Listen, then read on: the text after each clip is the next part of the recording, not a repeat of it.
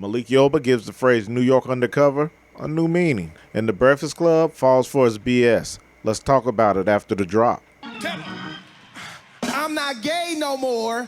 I am delivered. I don't like men no more. I said I like women. Women. Actor Malik Yoba hit the media circuit to explain to the whole wide world that even though he is attracted to men who wear wigs and waist trainers and sip herbal tea, that he is not gay. Okay, anyway, one of the places where he stopped by first was the Breakfast Club.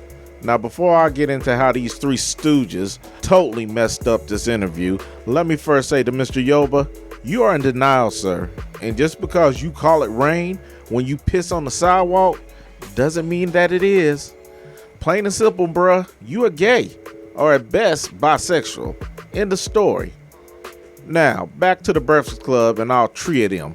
Yes, I said tree. Shout out to Birdman. But for real, DJ Envy, Angela Yee, and Charlamagne the God are supposed to be seasoned radio hosts, yet they looked and sounded like special ed children in an advanced algebra class when Malik was trying to convince them, and most of all convince himself, that he is a straight heterosexual male.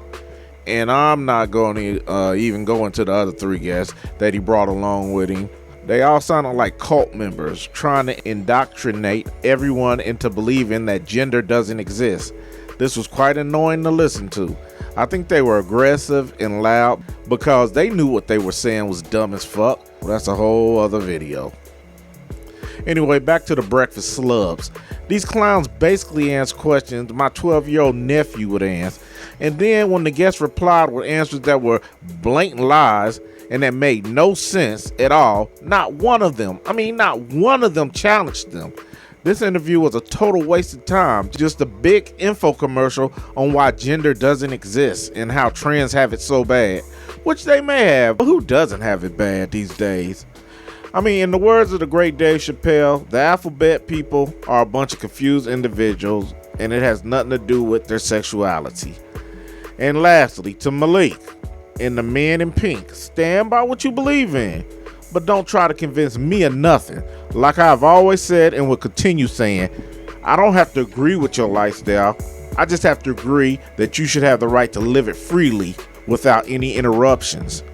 Anyway, let me know how you guys feel about this whole mess and Malik's appearance on the Breakfast Club and Charlamagne's fascination with RuPaul's balls. And oh yeah, follow me and hit that like button for more intriguing commentary. Peace.